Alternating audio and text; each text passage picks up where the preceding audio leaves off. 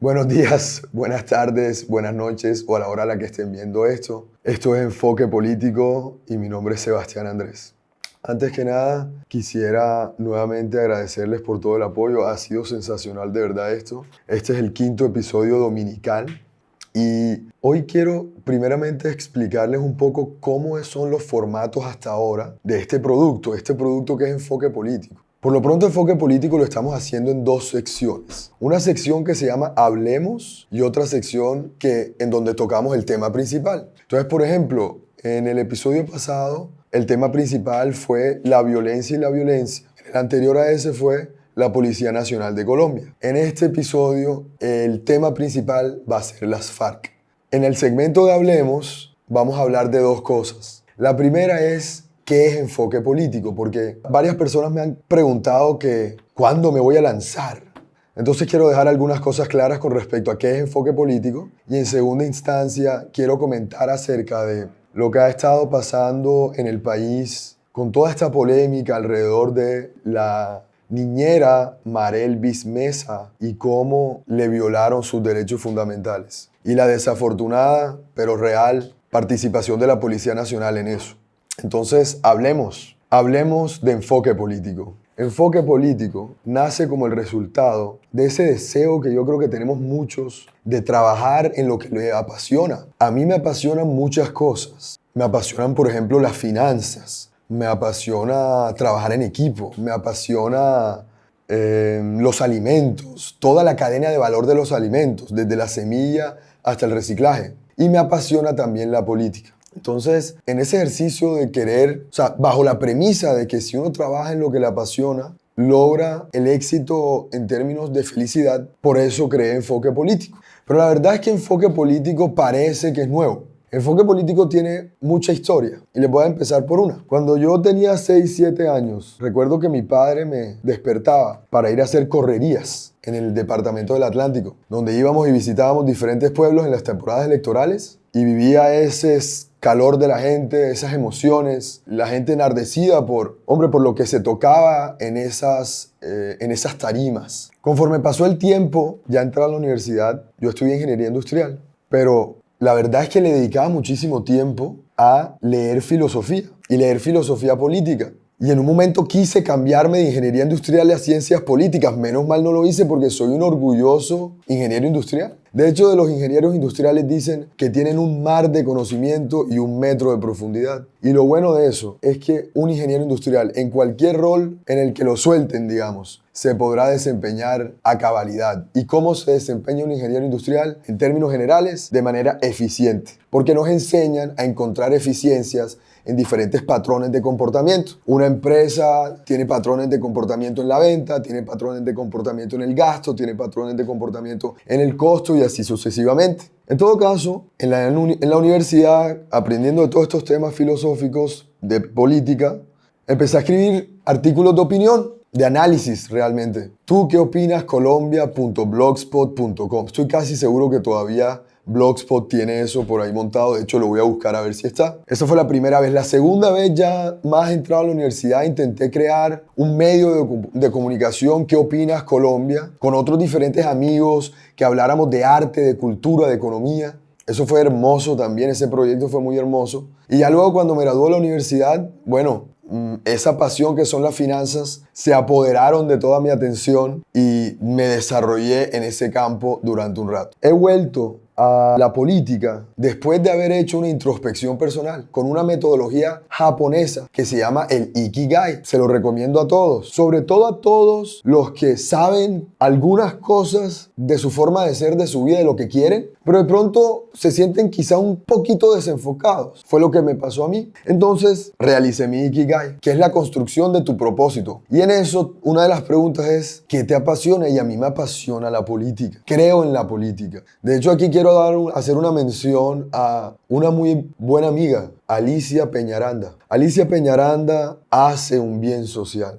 Ella hace un bien social seguramente en todo lo que hace, pero definitivamente hace un bien social en su podcast La Política en el Espejo. Les recomiendo a todos ese podcast porque también nos ayuda a complementar todo este conocimiento, considero yo, debemos tener acerca de la política. De hecho, gran parte de Enfoque Político es eso, pero ya voy para allá.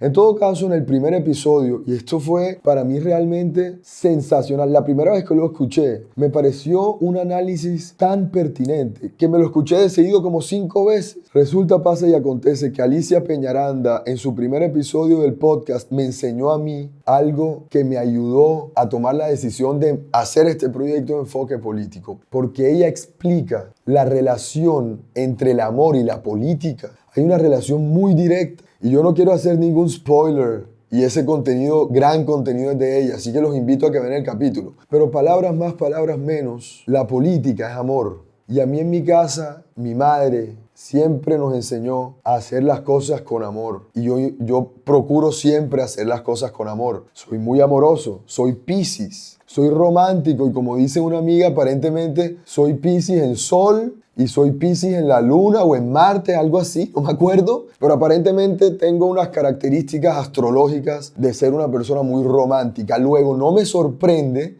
no se podrán imaginar el nivel de catarsis que sentí cuando entendí que yo nací para la política. En todo caso, Enfoque Político es análisis curado, veraz e innovador de la política histórica y contemporánea de Colombia. Es política colombiana para empresarios. Es política para combatir la desinformación. Estoy convencido que Latinoamérica, así como mencioné en el episodio pasado, el artículo de The Economist, Latinoamérica está donde está perdiendo crecimiento, está atrasándose, está desacelerada por la desinformación. Hay colombianos en todo el planeta Tierra, así que les hago una invitación, compartan este conocimiento, este esfuerzo, este amor que todo el equipo de Enfoque Político está haciendo con algún ser querido, algún amigo, algún compañero colombiano que viva por fuera, para como ando jocosamente diciéndole a la gente, se enfoquen políticamente también sobre la política colombiana, aún así no estén en el país que los vio nacer. Porque yo sé que los colombianos somos patriotas. El ser patriota es defender la constitución política de Colombia, es entender nuestra historia, es querer cada vez ser mejor. Como lo he mencionado, somos un país de misioneros, de berracos, de trabajadores, de empresarios, de gente solidaria, amable y desafortunadamente también violenta, como mencioné también en el episodio acerca de la violencia. En todo caso, eso es Enfoque Político, es un tema de desarrollo de pasiones. Para mí no se trata, yo no me voy a lanzar para absolutamente nada. Esto es para mí intentar que sea un bien social, pero definitivamente lo que es Enfoque Político es buscar despertar el interés en los empresarios acerca de la política, porque considero que la responsabilidad social empresarial es lo que realmente hará que se construya tejido social y que todos en este país trabajemos como hermanos, con mucho amor, como el corazón de por acá. Por eso es que Enfoque Político tiene un propósito superior de que se fomente, se hable, se conozca, se interiorice la responsabilidad social empresarial. Porque el equipo de Enfoque Político llegó a la conclusión que en la medida en que la responsabilidad social empresarial aumente, el asistencialismo y las medidas populistas que destruyen el potencial de crecimiento de un país se van a reducir. Y como dijo el padre Linero, cada quien empezará a crear su proyecto de vida. Y en Enfoque Político también llegamos a la conclusión de que todos somos empresarios y la empresa más importante, así como la marca, es uno mismo. Luego, política colombiana para empresarios. En realidad, inicialmente debo decir que nos estábamos enfocando en empresarios como razón social de una persona, de una personería jurídica. Pero en realidad nos estamos ahora, mejor dicho, entendimos que empresario es mucho más allá. Empresario es todo aquel que esté construyendo un proyecto de vida. Entonces ahora sí, entremos en el tema principal. Bienvenidos al tema principal. Bienvenidos a la política. La verdad lo estoy practicando. Lo voy a hacer otra vez. Bienvenidos a la política. No me gustó tanto. Bienvenidos a la política. Bueno, el que sea, pero bienvenidos al tema principal.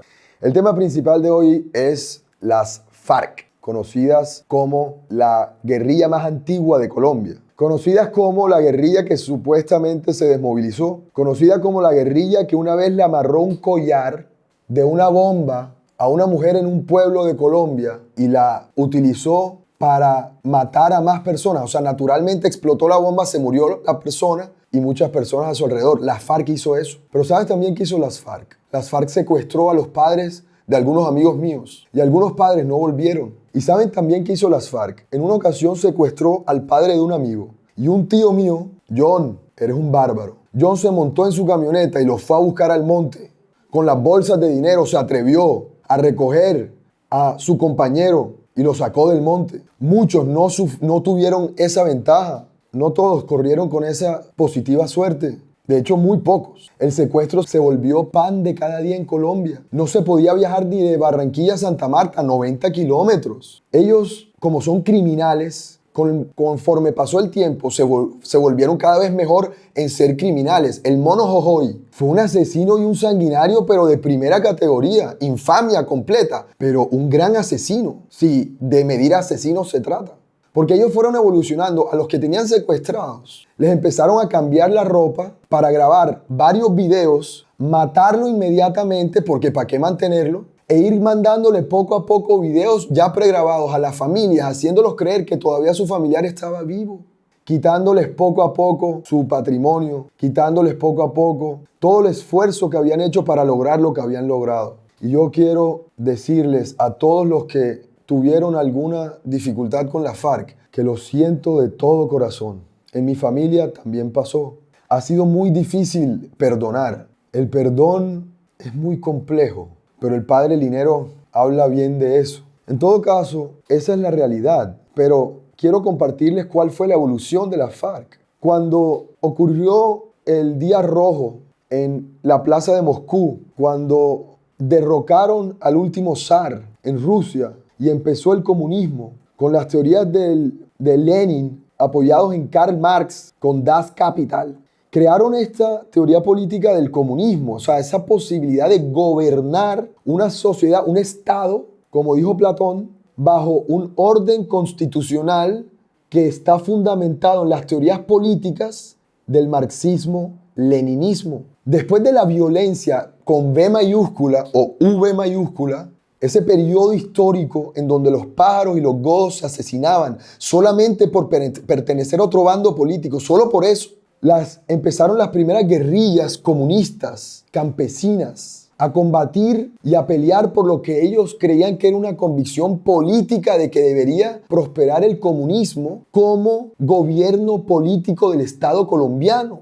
En un momento eso se empezó a crecer y ocurrió una amnistía inicial entre el gobierno y las fuerzas comunistas campesinas. Pero resulta, en 1964, el gobierno de turno tomó una muy mala decisión, que fue la siguiente.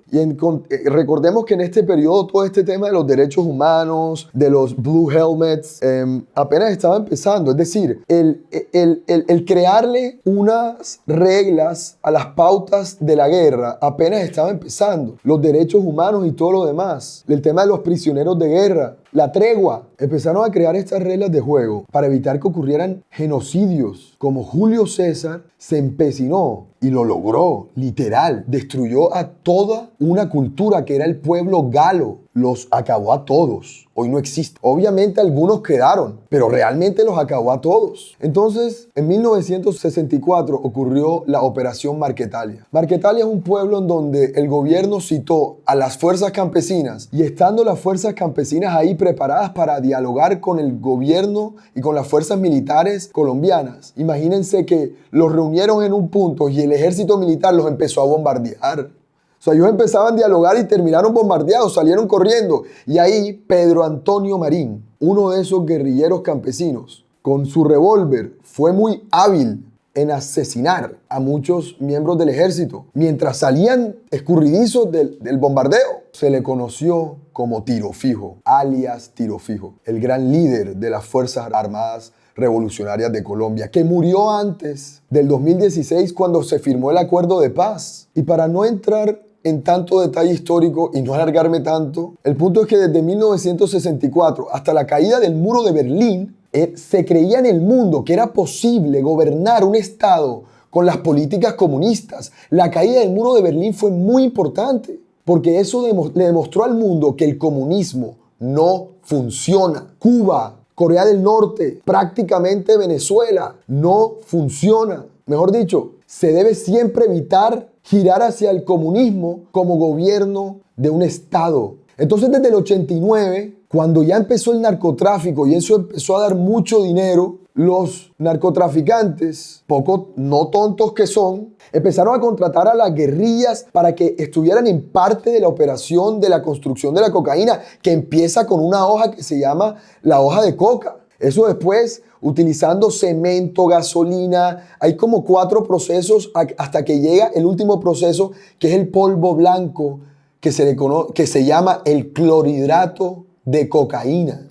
La gente lo conoce como cocaína, como perico, toda esa vaina negativa que tanto mal le ha causado y tanta mala fama le ha causado a este país. Entonces, al final de los 80, las FARC empezaron no solamente a conocer que podían hacer dinero, sino a entender que entre más dinero hacían, más criminalidad podían hacer y más poder podían tener. Y estamos hablando de que al finales de los 80, dicho por un ex general del ejército militar, todavía el ejército militar, no todos tenían las mismas botas, no todos tenían el mismo uniforme. De hecho, hay algunos que de pronto ni siquiera tenían el uniforme completo, con fusiles viejos. Y ahí fue donde el Plan Colombia cobró tanta importancia, porque el Plan Colombia, fraguado por Andrés Pastrana, ejecutado a cabalidad y mucho más eficientemente con Álvaro Uribe Vélez, modernizó por vez primera a nuestra fuerza pública para poder combatir a los guerrilleros que ya estaban empezando a traficar armas ilegales de afuera porque ya estaban empezando a tener dinero. En algunos pueblos de Colombia, las FARC estaban en algún momento en los 80s, estaban mejor armados que el ejército militar. Por eso es que el Plan Colombia fue una maravilla.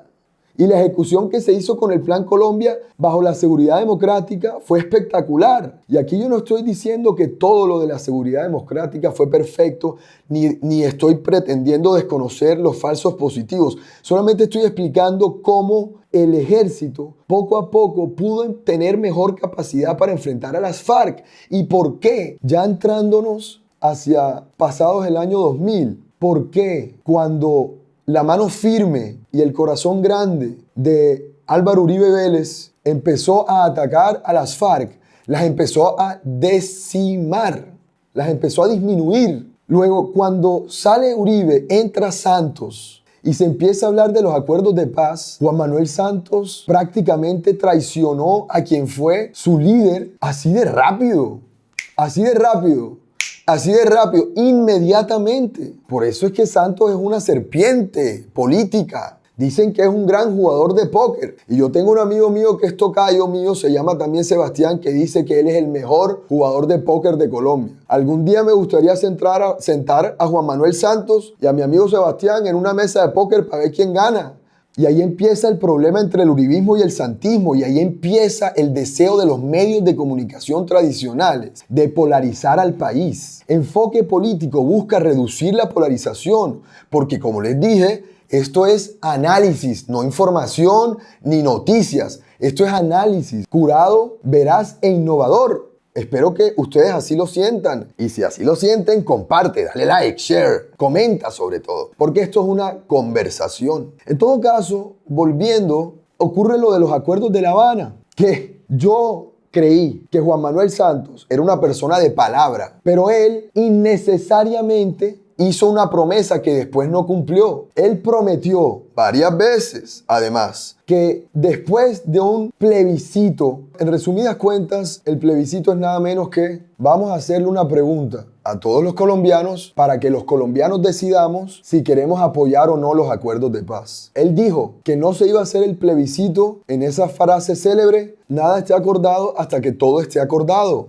Cuando todo se acordó, se hizo el plebiscito. Yo estaba en ese momento en Boston. Yo voté en el plebiscito en el consulado de Boston, en Estados Unidos. Yo voté que sí, porque creo que era lo mejor y sigo creyendo, pero no estaba de acuerdo y nunca estuve de acuerdo que si Juan Manuel Santos dio su palabra para decirle al pueblo colombiano, decirnos a todos nosotros los ciudadanos que pertenecemos a este Estado, bajo las reglas de la Constitución Política de Colombia, que si ganaba el no, no había acuerdo. Y como se podrán imaginar algunos, lo que viene, y muchos otros que siempre lo recuerdan, y otros que de pronto se les olvidó, en el plebiscito ganó el no. Increíble, increíble que haya ganado el no, pero tampoco es tan increíble porque Álvaro Uribe Vélez estaba tan empecinado en que ganara el no, que cuando ese señor se propone algo, lo logra. Y yo no podía creer, porque es que yo estaba de acuerdo con el sí, o sea, yo era del combo del sí, digamos. Muchas personas, colegas, amigos míos, eran del combo del no. De hecho, gran parte de las personas que me rodeaban a mí o que me rodean a mí, léase sociedad, colegas universitarios, colegas empresarios, colegas de fútbol, colegas de deporte, apoyaban el no. Jamás se me va a olvidar ese día antes del plebiscito, cómo Álvaro Uribe Vélez demostró su capacidad de determinación, porque hizo un en vivo prácticamente durante como 6 horas para fomentar el no. Y lo logró, le ganó a quien le traicionó. Yo me imagino que para él fue un tema de orgullo, porque me vas a traicionar a mí. Espérate ahí, no voy a dejar que ganes, y no ganó. Y Juan Manuel Santos no tenía que haber pasado eso a plebiscito, no era una obligación. Él lo hizo simplemente para engrandecerse, para ganarse el Nobel de Paz que le dieron. En todo caso, se firmaron los acuerdos, hubo jolgorio y algarabía en Cartagena con los aviones del ejército, de la Fuerza Aérea Colombiana pasando por encima con la invitación de los líderes mundiales y los presidentes, porque se había logrado la paz. Y lo digo así porque es como cuando en algunos concursos le preguntan a los concursantes o a las concursantes que qué quieren para el mundo y dicen la paz total. Hombre, todos queremos la paz total o la paz en general, la paz del mundo mundial, que el mundo viva en paz, todos lo queremos.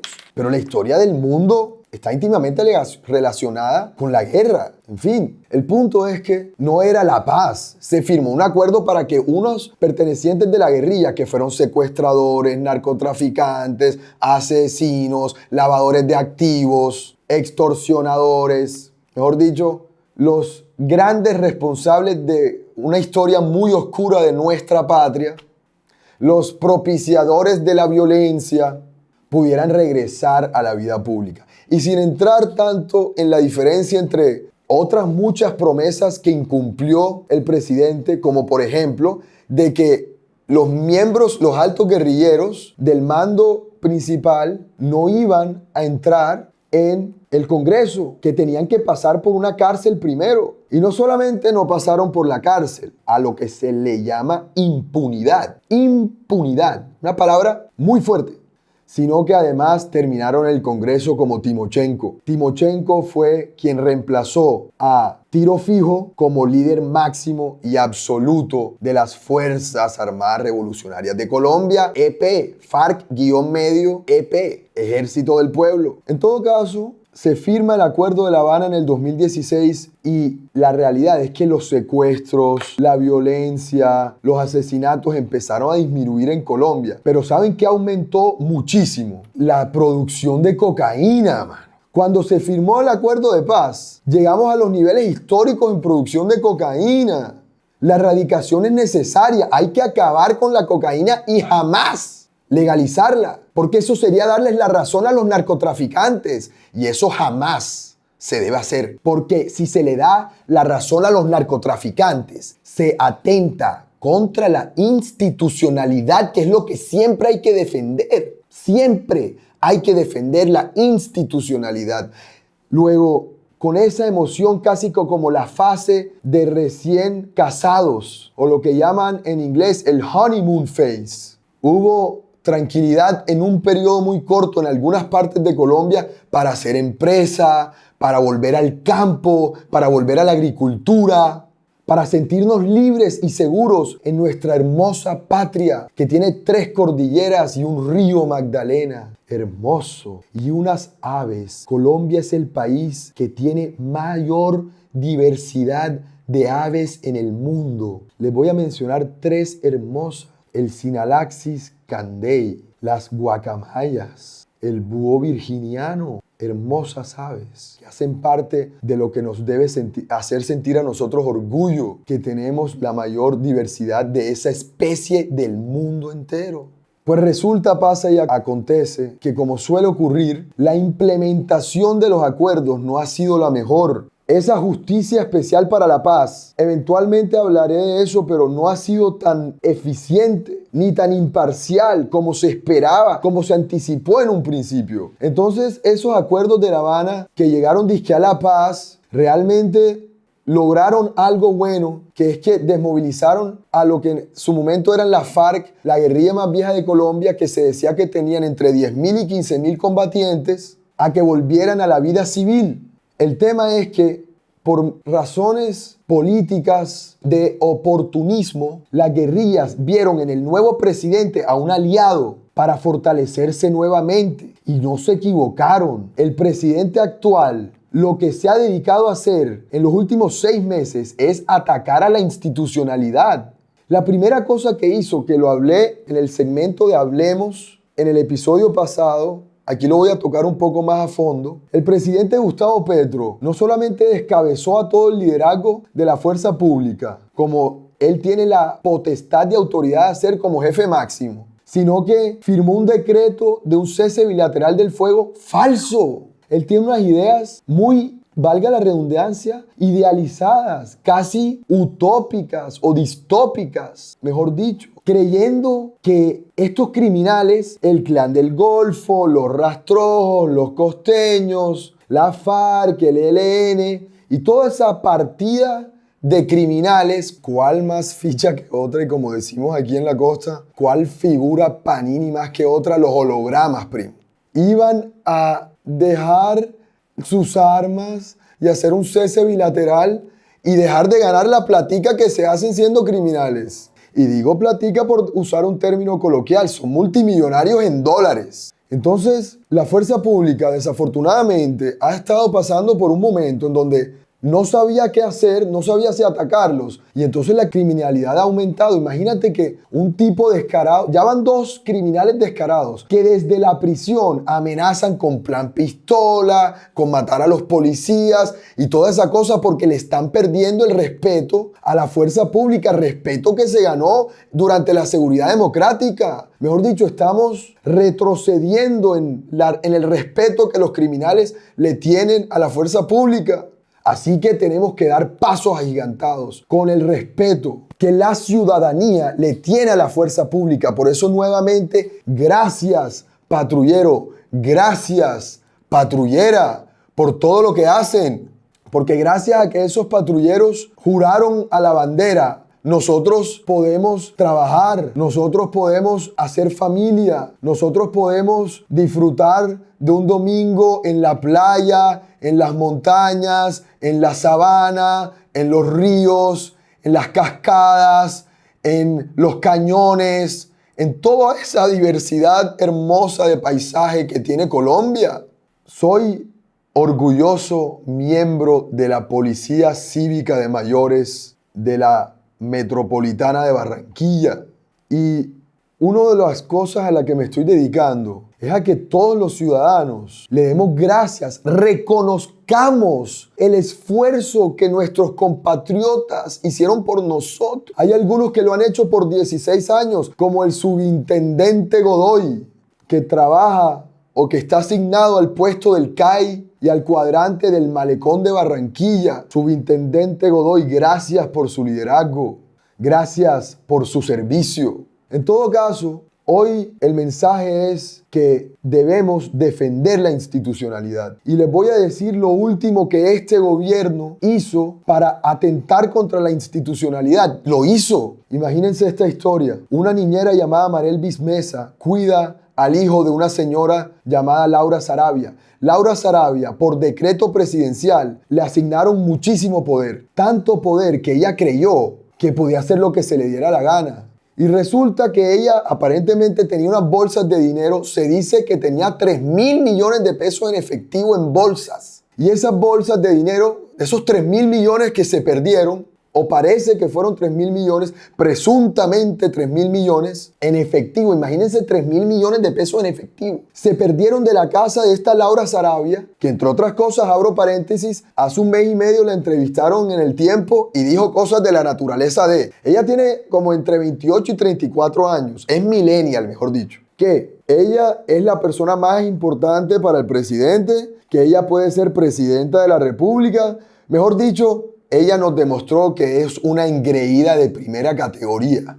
En ese estado, y seguramente muchos otros, nublada por el poder que le dieron, cuando se les perdió su bolsa de dinero en efectivo, lo primero que hizo, que desafortunadamente le pasa a muchas empleadas domésticas, que empezó a culparlas a ellas, las asignó como culpables y las empezó a interrogar. Y la pobre Marelvis Mesa no entendía y las obligó a que llevaran una maleta de sus pertenencias a un sótano enfrente de la casa de Nariño en Bogotá, en el barrio La Candelaria. Y con la policía las juzgaron, las interrogaron, le hicieron a Marelvis Mesa un polígrafo. Y ella confesó que yo no tengo ni idea de qué bolsas de dinero me estás hablando. Esa señora seguramente no se imagina, porque yo tampoco. Yo nunca he visto más de 100 millones de pesos, yo nunca he visto más de 20 millones de pesos, ni siquiera más de 10 millones de pesos en efectivo. No me alcanzo a imaginar cómo se ven 3.000 millones de pesos. Entonces esta Marelvis Mesa, empleada doméstica, y aquí viene una cosa importante, el gobierno del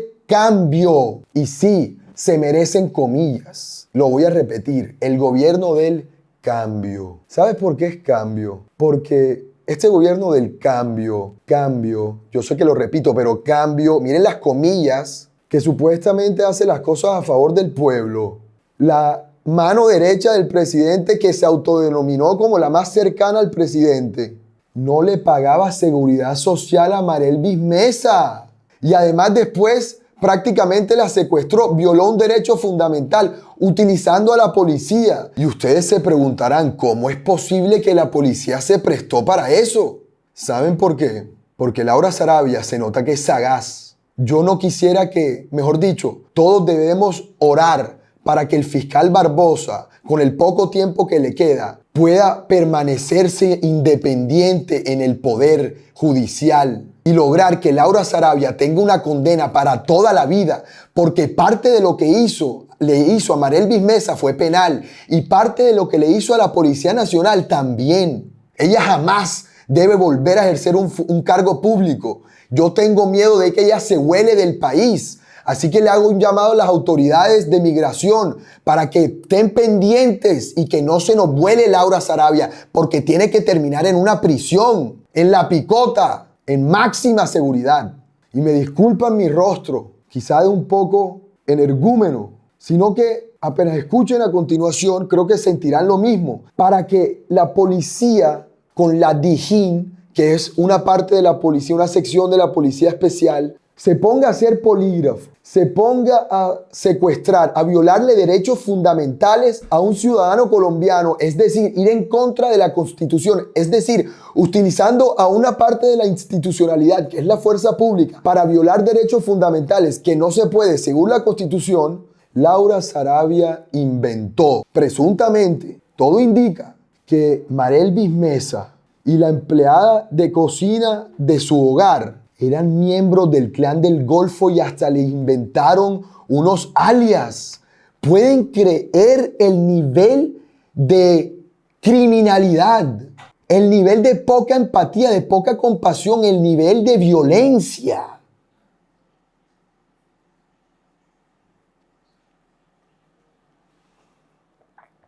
Para terminar el episodio de hoy, quiero hacer una salvedad. Y es que esta historia final, después de haber contado un poco, a grandes rasgos, la historia de las FARC y la historia de esa idea de paz contemporánea en Colombia, porque digamos que la primera parte del tema principal fue más o menos explicarles cómo esa idea de la paz ha evolucionado en Colombia. Y después les conté la historia de cómo esta Laura Sarabia, funcionaria pública, mano derecha del gobierno del cambio, le violó los derechos fundamentales a unas mujeres. No todo es amargo. Afortunadamente, en esta historia no todo es amargo. No saben la fortuna que me da decirles eso, que no todo es amargo. Como este café, que me lo tomo cerrero, como me gusta. Pero en todo caso, le celebro al ministro de Defensa actual del gobierno, que salió a decir inmediatamente que él necesita y el país necesita que se judicialice hasta la última instancia y con la máxima pena a quienes se aprovecharon de la Policía Nacional para hacer interceptaciones ilegales chuzadas, para secuestrar y para obligar a que se practicara un polígrafo. Pueden ser miembros de la policía que llevan 6, 7 años, pero si una señora que se llama Laura Sarabia les muestra un decreto presidencial que el presidente Gustavo Petro del cambio le dijo que ya tiene mucha autorización, entonces a la policía o a esa sección de la Dijín, que seguramente no toda la policía sabía, pues entendían como que ellos debían hacer lo que le estaban obligando a hacer. Entonces eso es una parte dulce de esta historia tan amarga, de que el ministro de Defensa del actual gobierno se está poniendo del lado de la institucionalidad. Porque como les digo, para evitar caer en las dificultades de Venezuela, Argentina, Cuba, hay que defender la institucional. Así que gracias, ministro de Defensa. Gracias por tener el coraje de decir públicamente que perteneces a un gobierno que atacó la institucionalidad y que a pesar de estar como parte del gobierno, consideras que se debe judicializar este caso. Ahora vámonos al resumen. El día de hoy hablamos de lo que era enfoque político, de lo que es enfoque político. Espero que quede un poco claro de que esto no es electoral, que esto es el ejercicio de una pasión posterior al Ikigai y que la historia de la paz viene de tiempo atrás y que la institucionalidad, desafortunadamente en el gobierno del cambio, conforme pasan los meses, se ve más afectada y hay que defender la institucionalidad. Y yo espero que los 3.000 millones de pesos en bolsas que se perdieron se encuentren, porque sea donde sea, o sea, mejor dicho, en general, que lo que se le pierda a la gente lo encuentre, porque en mi casa le rezamos a San Antonio. Y también espero que Laura Sarabia vaya a una cárcel por el resto de su vida. Muchas gracias.